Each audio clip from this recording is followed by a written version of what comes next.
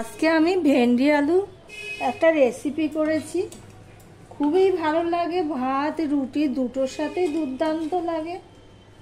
তাহলে কিভাবে আমি ভেন্ডিটা করলাম, কি কি দিলাম, কিসের পর কি দিলাম, প্লিজ বন্ধুরা তোমরা স্কিপ করো না। স্কিপ করলে বুঝতে পারবে না আমি কি কি দিয়েছি, কিসের পর কি দিয়েছি। তাহলে চলো দেখতে থাকো কিভাবে রান্না করলাম। বন্ধুরা আপনারা দেখছেন কুকিং হাউস অফ অনিমা। এখানে ভেন্ডি নিয়ে নিয়েছি, দেখতেই পাচ্ছ। আজকে একটা ভেন্ডির রেসিপি তোমাদের সাথে শেয়ার করব। এই ভেন্ডিগুলো আমি ধুয়ে জল ঝরিয়ে নিয়েছি ঝুড়িটাই করে। এবার ভেন্ডিগুলোকে আমি কেটে নেব।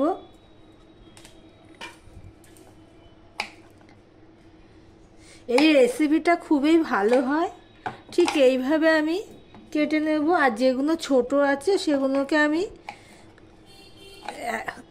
দুভাগ করব না। দেখো বন্ধুরা, এগুলো ছোট রয়েছে, এগুলো তো আর দুভাগ করবো না। দুভাগ করলে একদম ছোট হয়ে যাবে। দুভাগ বলতে দু টুকরো আর করব না। এইভাবে সমস্ত ভেন্ডিগুলো কেটে ফিরে আসছি, সঙ্গে থেকো বন্ধুরা। এদিকে দেখো একটা কড়াই বসিয়ে দিয়েছি, কড়াইটা গরমও হয়ে গেছে। এবার দিয়ে দিচ্ছি সর্ষের তেল। অল্প করে আমি সর্ষের তেল দিয়ে দিলাম। আর এদিকে দেখো ভেন্ডিগুলো সব আমি কেটে নিয়েছি। এবার তেলটা গরম হয়ে গেলে আমি দিয়ে দিচ্ছি ভেন্ডিগুলো। ভেন্ডির এই রেসিপিটা ভাত রুটি সবেতেই খুব ভালো লাগে খেতে। যারা ভিডিওটি দেখছো লাইক করোনি, লাইক করে কন্টিনিউ করো। আমি ভেন্ডিগুলো সব আমি ভেজে নিয়ে ফিরে আসছি, সঙ্গে থেকে। বন্ধুরা ভেন্ডিগুলো ভাজা হয়ে গেলে আমি ওগুলো তুলে নিলাম। তুলে নিয়ে আমি আরেকটু সর্ষের তেল দিয়ে দিচ্ছি। দেখো ভেন্ডিগুলো ঠিক আমি এইভাবে ভেজেছি। আর এদিকে তরকারিটা বসানোর জন্য আমি কেটে নিয়েছি একটা পেঁয়াজ, দুটো লঙ্কা, একটা ছোট টমেটো আর আলু। আলুগুলো ঠিক আমি এইভাবে লম্বা লম্বা করে কেটে নিয়েছি, ভেন্ডির সাথে যাতে ম্যাচ হয়। এবার আমি তেলটা দেখো গরম হয়ে গেছে। এবার দিয়ে দিলাম পাঁচফোড়ন, হাফ চামচের মতন আমি পাঁচফোড়নটা দিয়ে দিলাম। দেখো পাঁচফোড়নটা হয়ে গেছে। এবার আমি দিয়ে দিচ্ছি পেঁয়াজ।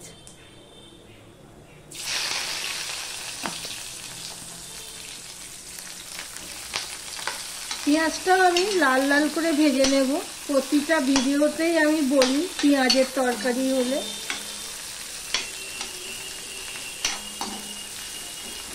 পাঁচফোড়নের সাথে পেঁয়াজ ভাজলে দেখবে একটা সুন্দর গন্ধ বেরোয়। সেই গন্ধটা বেরিয়ে গেছে, অর্থাৎ পেঁয়াজটাও ভাজা হয়ে গেছে লাল লাল হয়ে।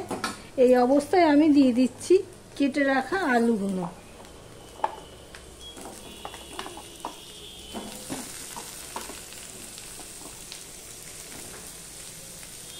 দিয়ে দিচ্ছি অল্প একটু নুন, দিয়ে দিচ্ছি হলুদ, দিয়ে আমি ভালো করে ভেজে নেব আলুটাও। আমার ভিডিওটি যদি ভালো লেগে থাকে প্লিজ লাইক কমেন্ট শেয়ার করে দিও। দেখো মিশিয়ে নিয়েছি। এবার আমি এটা ভাজতে থাকবো। দেখো বন্ধুরা লাল লাল হয়ে ভাজা হয়ে গেছে আলুটাও। এবার আমি এখানে আরেকটু হলুদ দিয়ে দিলাম। দিয়ে দিলাম হাফ চামচের মতন ধনের গুঁড়ো, দিয়ে দিলাম হাফ চামচের মতন জিরের গুঁড়ো। এবার যে টমেটো আর কাঁচা লঙ্কাটা সেটাও আমি দিয়ে দিলাম। দিয়ে দিলাম একটুখানি জল। এখানে কিন্তু আমি লঙ্কার গুঁড়ো ব্যবহার করলাম না, মশলাটা কম দিলাম। এরপরে বলছি কেন লঙ্কার গুঁড়ো দিলাম না, মশলাটা কম দিলাম। দেখতে থাকো বন্ধুরা। মশলাটা আমি কষিয়ে নিই, ঢাকা দিয়ে দিয়েই কষিয়ে নেব। আলুটা মোটামুটি সিদ্ধ হয়ে গেছে। দেখো বন্ধুরা, মশলাটা মোটামুটি কষানো হয়েছে, খুব একটা কষানো হয়নি, তেল ছাড়েনি এখনো। এই অবস্থায় ভেজে রাখা ভেন্ডিগুলো আমি দিয়ে দিচ্ছি, আর দিয়ে দিলাম নুন। তখন তো ভেন্ডি ভাজার সময় নুন দিইনি, সেই জন্য নুনটা দিয়ে দিলাম। দিয়ে এবার আমি 1 মিনিটের মতন কষিয়ে নিচ্ছি। তাই 1 মিনিটের মতন আমি কষিয়ে নেব ভেন্ডির সাথে, আলুর সাথে মিশিয়ে নিয়ে। 1 মিনিটের মতন কষিয়ে নিয়েছি। এবার দিয়ে দিচ্ছি চিনি। ভেন্ডি আলু সবই কিন্তু আমার সিদ্ধ হয়ে গেছে। এবার দেখো, চিনিটা তো দিয়ে দিলাম। এখানে আমি সাদা সর্ষে বেটে রেখেছিলাম, এর মধ্যে না পাকা পাকা কাঁচা লঙ্কা ছিল, সেগুলো বেটে দিয়েছিলাম, সেই জন্য আমি গুঁড়ো লঙ্কার ব্যবহার করিনি। 2 চামচ আমি সর্ষে বাটা দিয়েছি, আর দিয়ে দিলাম 2 চামচ পোস্ত বাটা। সর্ষেটা আমি শিলে বেটেছি, তাই জন্য অত ঘন হয়েছে। এবার সম্পূর্ণটা দেখো আমি মিশিয়ে নিচ্ছি। আমার ভিডিওটি যদি ভালো লেগে থাকে প্লিজ লাইক কমেন্ট শেয়ার করে দিও। আর যারা ভিডিওটি দেখছো এখনো পর্যন্ত লাইক করোনি, লাইক করতে ভুলে গেছো, তাদেরকে বলবো লাইক করে কন্টিনিউ করতে। দেখো, সর্ষে পোস্ত দিয়ে দিলাম, দিয়ে সম্পূর্ণটা আমি মিশিয়ে নিচ্ছি।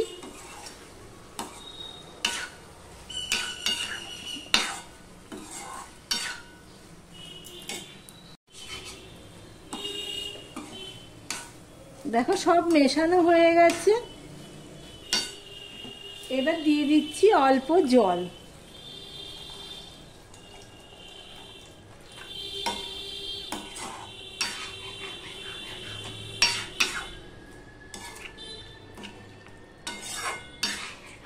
আর জল লাগবে না, এতেই হবে।